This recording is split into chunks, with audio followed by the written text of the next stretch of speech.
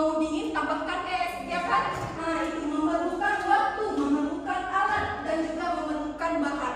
Itulah contoh dari teks prosedur kompleks. Kemudian yang terakhir adalah teks prosedur protokol. Nah, maksudnya di sini langkah-langkahnya itu bisa dilakukan tidak secara berurutan. Bisa misalnya langkah 1 kita mau lakukan di terakhir, atau langkah 2 mau kita lakukan di keempat, itu bisa. Jadi urutannya itu tidak harus berurutan. Contoh, kita mau buat mie instan tadi, ya.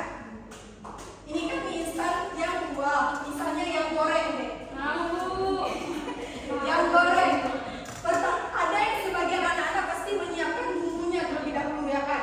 Ada sebagian lagi yang merebus mie-nya terlebih dahulu. Nah, jadi urutannya itu tidak harus berurutan, harus sesuai, tidak harus. Nah, jadi itulah contoh teks prosedur protokol. Sudah paham?